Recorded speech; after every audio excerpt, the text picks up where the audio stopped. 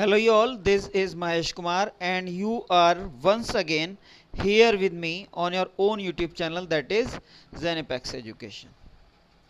In today's video we are going to study a poem, that is Dover Beach. This poem has been composed by Matthew Arnold. Matthew Arnold, if we look at the short introduction of the poet, was a poet of remarkable name, of a remarkable status, as well as a critic. Okay, he was also a critic of a superb degree.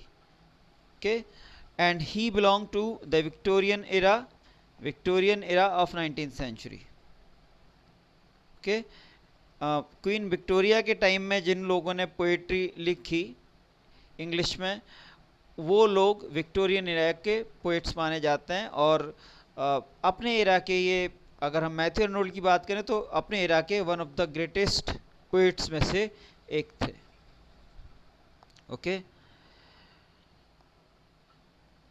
Dover बीच एक बहुत ही सुंदर poem है, एक clear cut message के साथ है। इसमें एक ऐसी टोन ली है पोइट ने, एक ऐसा सब्जेक्ट लिया है जिसमें कि वो धर्म की जिक्र करता है स्पेशली, और धर्म का जो डिग्रेडेशन हुआ है, जो बैक सीट ली है उसने एक तरह से, उस पे लेमेंट करता है।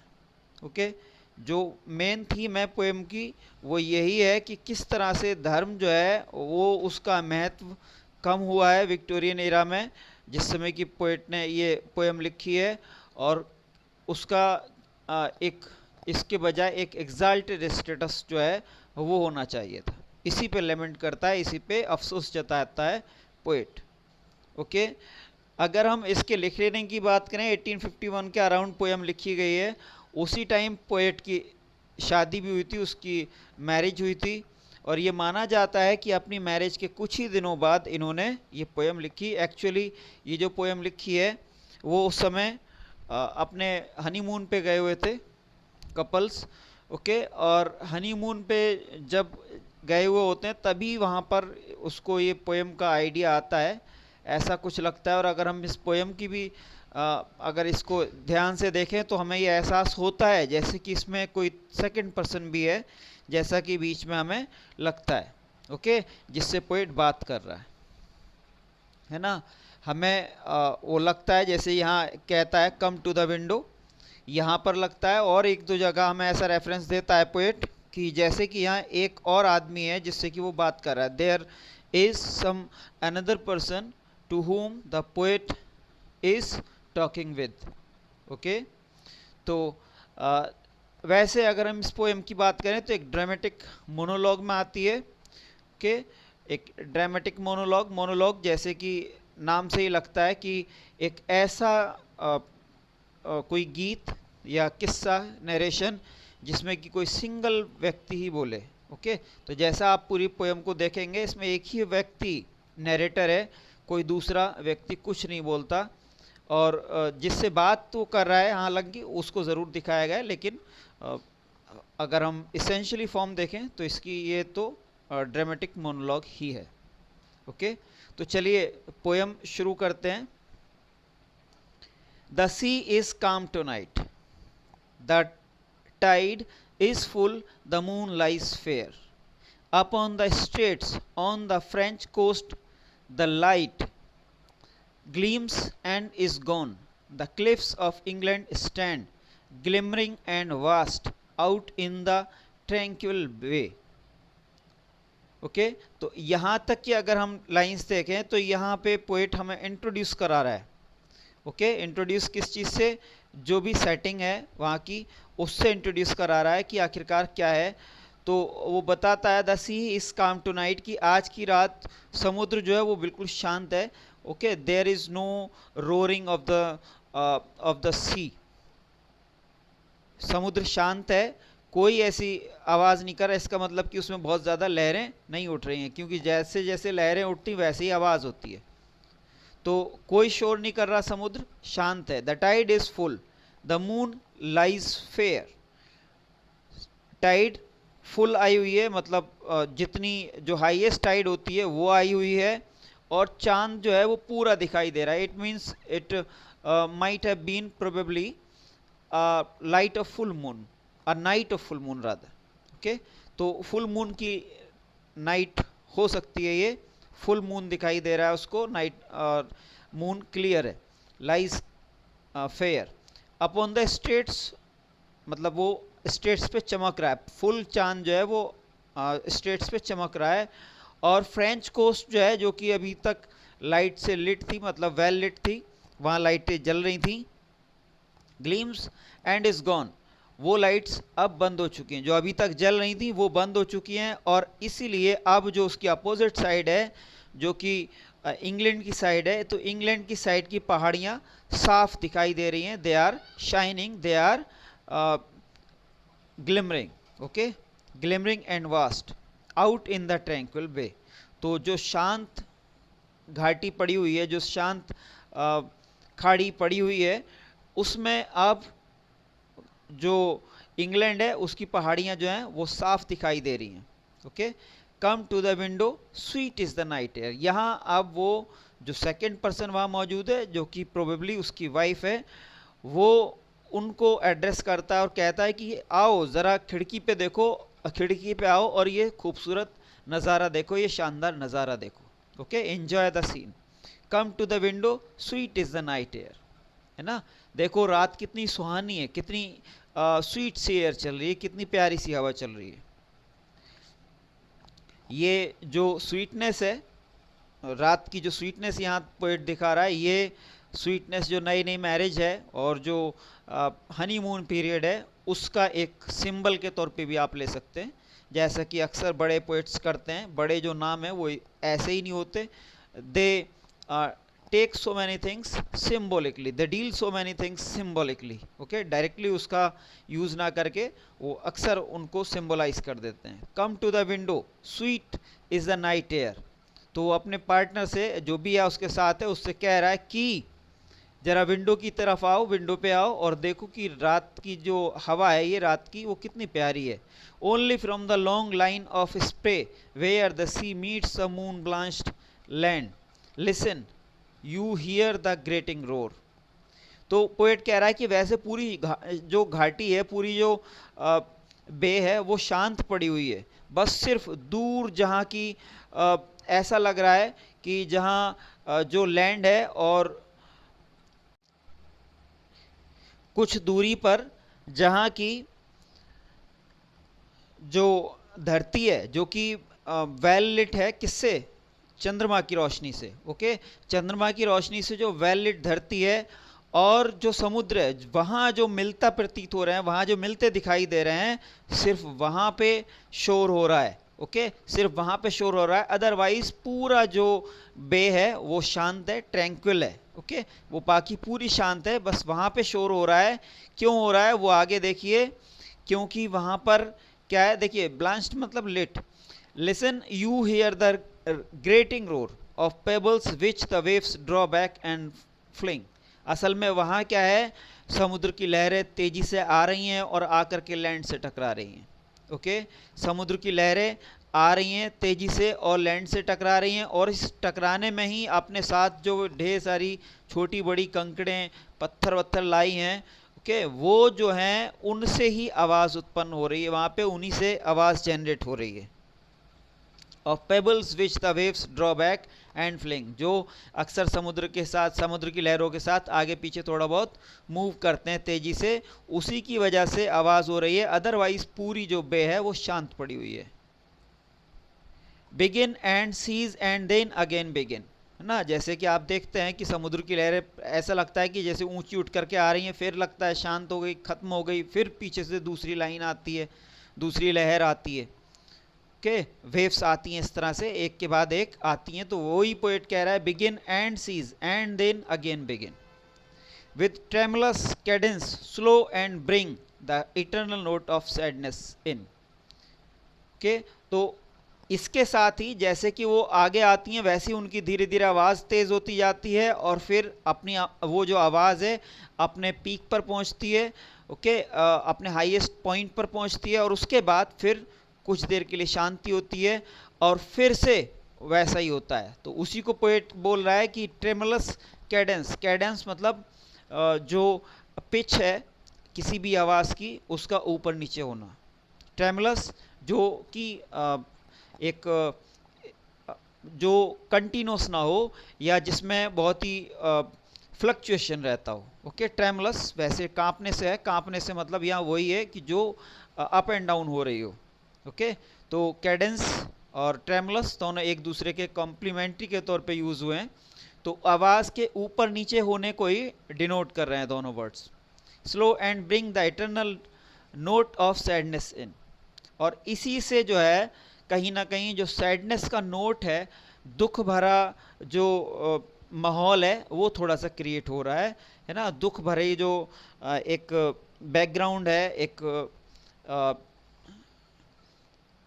एक फीलिंग है वो आ रही है इससे। नेक्स्ट स्टैंजा देखिए, Sophocles long ago heard it on the Aegean, and it brought into his mind the turbid ebb and flow of human misery. We find also in the sound a thought, hearing it by this distant northern sea. तो Sophocles एक poet थे जिन्होंने एंटीगनी नाम की एक poem लिखी, और उसमें उन्होंने दिखाया, उसमें उन्होंने लेमेंट किया है रादर कि किस तरह से लोग जो हैं उनके अंदर जो मानवीय भावनाएं हैं, जो वो चीज़ें हैं जिनसे कि हम इंसानों की पहचान होती है, वो लगातार कम होती जा रही हैं। वो दुख भरी हैं, वो जो गिरावट है उन चीज़ों की वो दुख भरी है। ओके, उसने इस चीज़ पे सबसे पहले अफसोस जताया था, उसी को यहाँ पोएट ने बड़ी खूबसूरती से एंटीगोनी को अलूड किया है। Okay, Sophocles long ago heard it on the Aegean, ये जो दुख भरी फीलिंग यहाँ समुद्र की आवाज़ सुन करके पोएट को आ रही है, मैथ्यू अर्नोल्ड को आ रही है डोवर बीच पर, वो सेम फीलिंग सोफोकल्स को पहले आ चुकी है। Sophocles long ago heard it on the Aegean, बस वो दूसरी जगह पे थे, एजियन सी पे थे, और वो वहाँ पे इस चीज़ को पहले ही महसूस कर चुके हैं कि किस तरह से उठती गिरती जो तरंगें हैं सागर की, जो समुद्र की लहरें हैं, वेव्स हैं, वो किस तरह से ह्यूमन मिजरी को डिनोट करती हैं, है ना। जैसे कि ये ऊपर नीचे हो रही हैं, वैसे ही जो ह्यूमन की जो बेसिक इंस्टिंक्ट्स हैं, बेसिक जो उसकी क्वालिटीज़ हैं, वो भी डाउन हो गई हैं। Into his mind the troubles the turbid ebb and flow of human misery, है ना। तो इसी चीज़ पे दुख प्रकट किया है पोएट ने। We find also in the sound a thought, hearing it by the distant northern sea. तो इसमें पोएट आगे बोलते हैं कि इसके अलावा अगर हम इसको ध्यान से सुने तो इसमें एक थॉट भी है। We find also in the sound a thought, इसी आवाज़ में एक थॉट, एक विचार भी है। Hearing it by this distant northern sea, जो कि हमें यहाँ उत्तरी समुद्र पर सुनाई पड़ रहा है। ओके, यहाँ बैठ कर के हम जो सुन रहे हैं, मैं जो सुन रहा हूँ, वो एक मैसेज भी है उसमें। द सी ऑफ फेथ, ये मैसेज क्या है वो देखिए आगे। The sea of faith was once too at the full and round earth shore. The sea of faith was once at the full and round earth shore, lay like the folds of a bright girdle furled, but now I only hear its melancholy long withdrawing roar, retreating to the breath of the night wind down the vast ages, drear and naked shingles of the world. तो यहाँ अब poet अपना दुख प्रकट कर रहा है किस चीज़ पे। The sea of faith was once too at the full and round earth shore, कह रहा है कि जिस तरह से हमारा अपने धर्म में जो विश्वास था एक समय वो फुल था, जैसे ये लहरें ऊंची ऊंची लहरें उठ करके आ रही हैं, ठीक उसी की तरह से हमारा विश्वास फुल था। और जैसे ये हाई टाइड में समुद्र पूरी तरह से आकर के चारों तरफ से लैंड को कवर कर लेता है ना, कोई जगह बीच में लैंड के और समुद्र के बीच में नहीं खाली रहती, सेम उसी तरह से जो हमारा विश्वास था अपने धर्म में वो पूरी तरह से फुल था। लेकिन अब आकर के ये विश्वास कहीं ना कहीं कम हुआ है। ओके, और इसीलिए लैंड और समुद्र के बीच में जो जो स्पेस है वो क्रिएट हुआ है, एक दूरी क्रिएट हुई है। और ये दूरी को सिंबलाइज करके देख रहा है पोएट, किससे? धर्म में आए विश्वास में कमी से, श्रद्धा में कमी से। ओके, बहुत ही सुंदर सी यहाँ पे कल्पना की है पोएट ने, कि वो कह रहा है कि एक समय ऐसा हुआ करता था कि जैसे कि हम कुछ कपड़े हमारे होते हैं जो फुल कॉलर वॉलर जिसमें सब कुछ रहता है, तो कॉलर की वजह से हमारी गर्दन तक पूरी तरह से ढक जाती है, कवर हो जाती है अधिकतर फॉर्मल ड्रेसेस में। ओके, तो वैसा ही कुछ समुद्र के साथ कल्पना कर रहा है कि जैसे हम फुल कॉलर वाली शर्ट में हमारी गर्दन तक पूरी अच्छी तरह से कवर हो जाती है, ठीक उसी तरह से पहले जो था वो धर्म भी पूरा विश्वास था धर्म में लोगों का, और इसी तरह से धर्म के बीच में और लोगों के बीच में कोई दूरी नहीं थी। जिस तरह से कि सामने समुद्र है और समुद्र की जो हाई टाइड है, हाई टाइड में समुद्र का पानी पूरी तरह से आके लैंड से लग जाता है, ओके, शोर से आकर के लग जाता है, कोई उसमें गैपिंग नहीं होती। ओके, तो वो कंडीशन है धर्म में विश्वास की। लेकिन पोएट कह रहा है कि ये विश्वास कम हुआ है और इसकी वजह से ये दूरियां क्रिएट हुई हैं और पानी जो है वो लैंड से दूर चला गया है, शोर से दूर चला गया है, बीच में ब्लैंक खाली जगह आ गई है। ओके, बीच में कहीं ना कहीं रिक्त जगह हो गई है। और ये वैसे ही है जैसे कि हमने कोई ऐसे कपड़े पहन लिया हो जिसमें हमारी गर्दन पूरी तरह से कवर ना हो रही हो, और गर्दन ही नहीं बल्कि हमारा काफ़ी जो गला है या गले का आसपास का एरिया है वो भी दिखाई दे रहा हो। Okay, the sea of faith was once too at the full and round earth's shore lay like the folds of a bright girdle furled. Okay, इस तरह से पूरी तरह से कवर था, लेकिन अब दूर हो चुका है। धर्म में आई कमी को दिखा रहा है poet. But now I only here it's melancholy long withdrawing roar retreating to the breath of the night wind down the vast ages drear and naked shingles of the world. तो यहाँ वर्ड्स अलग अलग हैं, थोड़े typical से words हैं, लेकिन poet यहाँ जो मेन चीज़ है वो वही डिपिक्ट करने की कोशिश कर रहा है कि किस तरह से धर्म में कमी आई है।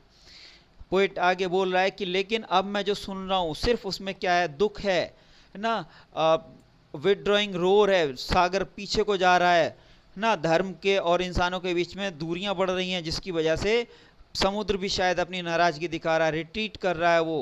ओके, और उसकी वजह से कहीं ना कहीं परेशानी हो रही है। Of the night wind down the vast edges drear and naked shingles of the world, और उसके पीछे जाने की वजह से जो खराब एस्पेक्ट्स हैं वो सामने आ रहे हैं। ऑफ द नाइट विंड, ये जो नाइट विंड है बड़ी दुख भरी सी लगने लगी है, अभी यहाँ तक इसको बड़ी रोमांटिक सी लग रही थी, यहाँ ऑफ द नाइट विंड वो खराब सी लग रही है। To the breath of the night wind down the vast edges, है ना, जो बड़े बड़े जो एजेस दिखा रहे हैं, गैप को दिखा रहा है वो दिखाई दे रहे हैं। Drear and naked shingles of the world, shingles कहते हैं हम, एक तरह का वायरल इन्फेक्शन होता है स्किन में, तो वो जो रहता है जैसे दाद वगैरह हो जाते हैं, इस तरह के पैचेस बन जाते हैं स्किन पे और वो बहुत ही ख़राब लगते हैं देखने में।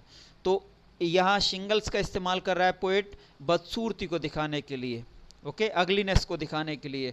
तो पोएट कह रहा है कि जो हमारे पहले जैसे यहाँ हमने दिखाया पानी से वो ढका हुआ था, बीच में कोई गैप नहीं था ना, तो वैसे ही अगर हम यहाँ पे वर्डिंग्स की बात करें तो उसने गर्डल से दिखाया था उसको।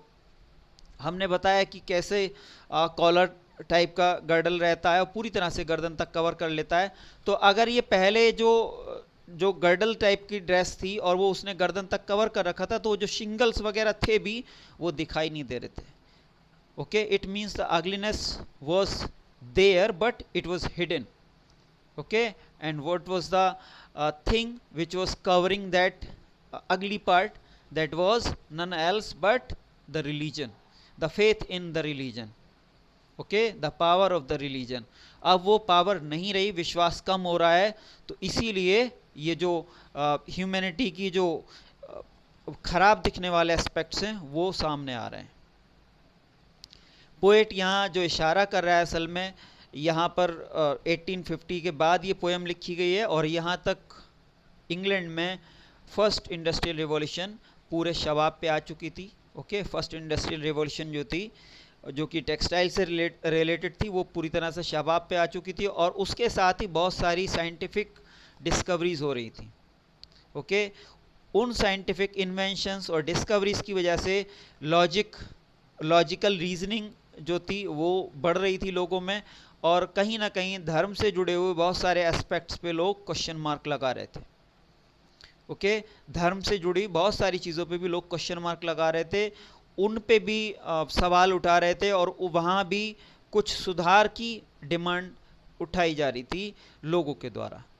तो उन्हीं चीज़ों की तरफ पोएट इशारा कर रहा है। द सी ऑफ फेथ जो दिखा रहा है कि कम हो गया, वो डिस्टेंस बढ़ रही है, पीछे जा रहा है वो, और उसकी वजह से सी ऑफ फेथ और जो लैंड है, शोर है, उसके बीच में दूरियां पैदा हुई हैं। जो पहले गर्डल्स के द्वारा कवर था एरिया हमारे गर्दन के आसपास का भी, वो गर्डल्स अब नहीं दिखाई देते। वो गर्डल क्या था? वो धर्म था, एक तरह से धर्म में विश्वास था, धर्म में आस्था था। तो वो गर्डल्स रिमूव हो गए हैं अब, उसकी वजह से जो हमारे जो अगली पैचेस हैं, शिंगल्स हैं, वो दिखाई दे रहे हैं, और इससे ह्यूमैनिटी में अगलीनेस आ गई है। ओके, तो ये जो चीज़ है ये उसने वहाँ से ही ली है, जो साइंटिफिक रिवॉल्यूशन हो रही थी, जो तरह तरह के जो लॉजिकल रीजनिंग पे जोर दिया जा रहा था, उसकी तरफ इशारा कर रहा है पोएट, और कहीं ना कहीं उसको क्रिटिसाइज कर रहा है कि that it is not fair. Okay, धर्म को धर्म ही रहने दो। Love let us be true. यहाँ देखिए, शायद वो अपने ही जो पार्टनर है, जैसे हमने बताया कि उसने हनीमून पीरियड पे शायद इस पोएम को लिखा था, तो शायद वो उसी को यहाँ पे एड्रेस कर रहा है। Love let us be true to one another, for the world which seems to lie before us like a land of dreams, so various, so beautiful, so new। तो कह रहा है कि देखो, दुनिया तो ये बड़ी ख़राब है ना। वो कह रहा है अपने पार्टनर से कि ये दुनिया बड़ी ख़राब है, लेकिन हमें कम से कम एक दूसरे के प्रति सही रहना है, ईमानदार रहना है, अच्छा रहना है। देखिए, ये एक न्यूली मैरिड जो कपल हैं, उनका एक दूसरे से प्रॉमिस भी हो सकता है, जैसा कि अक्सर लोग करते हैं। ओके, तो इसको एक प्रॉमिस के तौर पे लें कि भले से दुनिया में कितनी भी बुराई है, दुनिया भले से कितनी भी ख़राब है, लेकिन हम दोनों एक दूसरे के प्रति फेथफुल रहेंगे, एक दूसरे के प्रति वफादार रहेंगे। Love let us be true to one another, for the world which seems to lie before us like a land of dreams. भले से दुनिया में कितनी बुराइयाँ सही, कितनी भी कमियाँ सही, कुछ कैसी भी सही दुनिया, लेकिन हम दोनों एक दूसरे के प्रति ईमानदार रहेंगे, वफादार रहेंगे, एक दूसरे का ख्याल रखेंगे, एक दूसरे का साथ निभाएंगे। Okay, which seems to lie before us like a land of dreams, so various, so beautiful, so new, hath really neither joy. भले से ये दुनिया देखने में अपरेंटली बहुत सुंदर सी लगती हो, to lie before us like a land of dreams, भले से लोगों के बड़े यहाँ जो रहने वाले हैं उनके बड़े इस धरती से जुड़े हुए बड़े सपने हो, इनसे बड़ी उम्मीदें हो, सो various, so beautiful, so new, apparently भले से कितनी भी ब्यूटीफुल क्यों ना हो, कितनी भी वेरीड क्यों ना हो, सो वेरियस। ओके, चाहे भले से कितनी भी नयापन क्यों ना लगता हो इसमें, लेकिन इसमें असल में क्या है वो देखिए, हैथ रियली नीदर जॉय, ना तो यहाँ कोई खुशी है इस दुनिया में, इस संसार में कोई खुशी नहीं है, नो लव, ना ही कोई प्यार है आपस में, नो लाइट, ना ही किसी तरह का उजाला। उजाले से मतलब अच्छाइयों से है। ओके, यहाँ light means, light stands for good qualities of head and heart. तो नो लाइट, ना ही यहाँ कुछ अच्छी चीज़ें हैं, ना अच्छे गुण हैं लोगों में, नॉर सर्टिट्यूड, ना ही किसी चीज़ की निश्चितता है, मतलब क्या होगा क्या नहीं कुछ नहीं पता, अनसर्टेनिटी है। नॉर पीस, ना ही शांति है, बात बात पे लोग लड़ते रहते हैं। नॉर हेल्प फॉर पेन, और अगर कोई परेशानी में है तो ना ही उसको किसी तरह की हेल्प मिलती है, मतलब दुख में परेशानी में लोग एक दूसरे की हेल्प भी नहीं करते। And we are here as on a darkling plain, swept with confused alarms of struggle and flight, where ignorant armies clash by night। Okay, तो पोएट आगे बोल रहा है कि और हम यहाँ डार्कलिंग प्लेन पे, इस अंधेरे जगह पे यहाँ पर हैं, और हमारे चारों तरफ जो ये आवाज़ें आ रही हैं, शोर हो रहा है, वो आ रहा है, swept with confused alarms of struggle and flight, है ना। चारों तरफ से हमारे पास जैसे कि पेबल्स की साउंड आ रही थी, उधर से रोरिंग साउंड आ रही थी, तो इस तरह की आवाज़ें आ रही हैं। और ख़ास तौर से ये आवाज़ें क्या डिनोट करती हैं, ये डिनोट करती हैं कि बहुत सारे स्ट्रगल हैं, अभी तो मैरिड लाइफ शुरू हुई है ना। आप लाइफ से जोड़ करके देख लें, रिलीजन से जोड़ करके देख लें, दोनों से जोड़ करके देख सकते हैं कि अभी तो मैरिड लाइफ शुरू हुई है, बहुत सारे स्ट्रगल्स आएंगे, बहुत सारे फ्लाइट मतलब जो दुख परेशानी या नौकरी वगैरह की वजह से भी एक जगह से दूसरी जगह जाना पड़ता है, स्थान बदलने पड़ते हैं, जगह बदलनी पड़ती हैं। ओके, जिसे हम एक दूसरे नाम से भी जानते हैं, पलायन। ओके, पलायन करने पड़ते हैं। Swept with confused alarms of struggle and flight where ignorant armies clash by night. और इसके अलावा जहाँ बात बात पे लड़ाइयाँ होती रहती हैं, युद्ध होते रहते हैं। यहाँ स्पेशली फिर से एल्यूज़न है, यहाँ एल्यूज़न दिया गया है स्पेशली थ्यूसिडाइडिस थे। थ्यूसिडाइडिस को साइंटिफिक हिस्ट्री का फादर कहा जाता है। ओके, इन्होंने सबसे पहले हिस्ट्री को साइंटिफिक जो एनालिसिस है उसके बेस पे लिखा, और इनकी जो फेमस बुक मानी जाती है वो मानी जाती है Peloponnesian war. Okay, Peloponnesian war पे इन्होंने अपनी बुक लिखी थी, और उसी में इन्होंने दिखाया है कि कैसे एथेंस शहर के लोग जो हैं वो हमला कर देते हैं, एथेंस वाले जो लोग हैं हमला कर देते हैं सिसिली पे।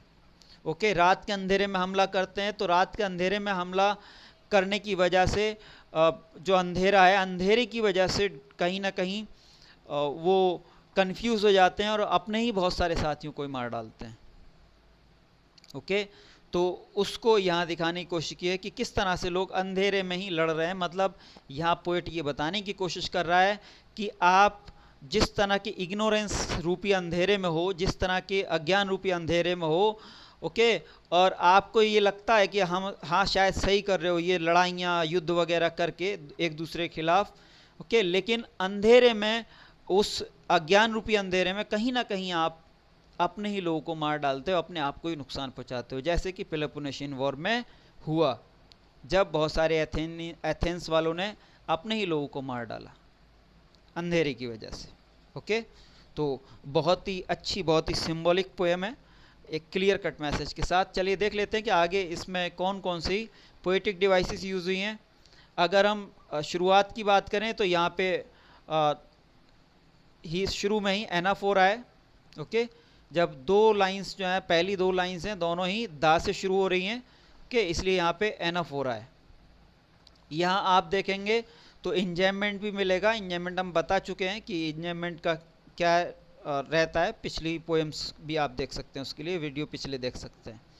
इसके अलावा यहाँ इस लाइन में एसोनेंस भी मिलेगा, एक ही जो वॉवेल साउंड है वो बार बार रिपीट हो रही है एक ही लाइन में, इसलिए यहाँ पे एसोनेंस है। एसोनेंस एक स्पेशल म्यूज़िकल इफ़ेक्ट देने के लिए यूज़ करते हैं पोएट्स। ओके, एक फ्लो रहता है, एक ब्यूटी क्रिएट होती है। इसके अलावा अगर आप यहाँ देखेंगे तो अलिट्रेशन है, लॉन्ग लाइन में आपको अलिट्रेशन मिलेगा, दो लगातार वर्ड्स आ रहे हैं जो कि दोनों एल से शुरू हो रहे हैं, which is a consonant, therefore here is alliteration. यहाँ पे इमेजरी है, देखिए इमेजरी वहाँ होता है जहाँ कहीं भी कुछ ऐसा सीन दिखाने की कोशिश की जाती है पोएट्स के द्वारा जो कि जिनको महसूस करने के लिए हमें 5 सेंसेस में से कोई एक इस्तेमाल करनी पड़ती हो या एक से ज़्यादा इस्तेमाल करनी पड़े। जैसे कि यहाँ वो कह रहा है where the sea meets the moon blanched land, यानी जहाँ समुद्र जो है वो चंद्रमा की रोशनी से नहाई ज़मीन से मिलता दिखाई दे रहा है। यहाँ आपको इसके लिए जो विजुअल्स हैं वो चाहिए होंगे, यानी आपको अपने देखने की शक्ति का इस्तेमाल करना है, आँखों का इस्तेमाल करना है, इसलिए यहाँ पे इमेजरी है। ओके, 5 सेंसेस में से एक सेंस इस्तेमाल हो रही है, विजुअल, तो इसलिए यहाँ पे इमेजरी है। यहाँ ग्रेटिंग रोर यहाँ फिर से एल्यूजन है जो कि डिनोट कर रहा है, दिखा रहा है कहीं ना कहीं हमारी परेशानियों को। और एक यहाँ स्पेशली यहाँ एक ऐसी लाइन है जो लगभग सेम लाइन विलियम वर्ड्सवर्थ, जो कि बहुत ही महान पोएट, महानतम रोमांटिक पोएट माने जाते हैं इंग्लिश लिटरेचर के, तो उन्होंने लगभग इससे मिलती जुलती लाइन कही थी, तो इसलिए वो लाइन यहाँ पे लगभग रिपीट हो रही है। Listen you hear the grating roar, तो एक अपनी पोएम में उन्होंने सेम लगभग ऐसी लाइन कही थी, इसलिए यहाँ भी एल्यूजन है। तो एल्यूजन यहाँ आप देखेंगे तो 3 टाइम्स आया है। पहली बार ग्रेटिंग रोर में, उसके बाद सोफोकल्स में, और फिर लास्ट में। ओके, तो कम से कम 3 बार एल्यूजन आया है। इसके अलावा यहाँ फिर से आपको इमेजरी दिखेगी of pebbles which the waves draw back and fling. Okay, and grating roar में ही ग्रेटिंग रोर में ही इमेजरी भी है, जबकि आपको दहाड़ने की आवाज़ आ रही है, एक अनप्लेजेंट सी साउंड ग्रेटिंग की आती है।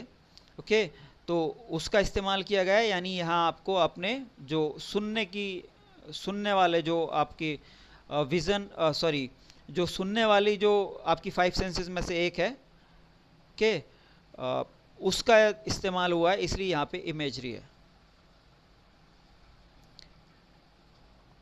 इसके साथ ही यहाँ पे अगर इस लाइन में आप देखेंगे रिपीटिशन है, बिगिन वर्ड 2 बार आया है। ओके, यहाँ रिपीटिशन है, यहाँ ये हो चुका है, और यहाँ पे आप देखेंगे तो ये सिंबलिज्म है, फेथ इन गॉड दिखाया, द सी ऑफ फेथ आया है वर्ड यहाँ पे, जो कि फेथ इन गॉड को दिखा रहा है, धर्म को दिखा रहा है, इसलिए यहाँ पे सिंबलिज्म है। ओके, यहाँ फिर सिमली मिल जाता है आपको, द सी ऑफ फेथ को दिखाया है कि किस तरह से वो दूर हो रहा है ना। अर्थ विच हैज़ बीन, ये the sea of faith was once too at the full and round earth shore lay like the folds of bright girdle furled, है ना। सी ऑफ फेथ जो था किसी गर्डल की तरह से धरती को चारों तरफ से कवर किए हुए था, वो अब पीछे हट गया है। तो सी ऑफ फेथ को सीधे सीधे कंपेयर किया गया है गर्डल से। ओके, तो इसलिए यहाँ पे सिमली है। यहाँ आप देखेंगे फिर से एनाफोर है, 2 लाइंस लगातार 2 से शुरू हो रही हैं, तो इसलिए एनाफोर है।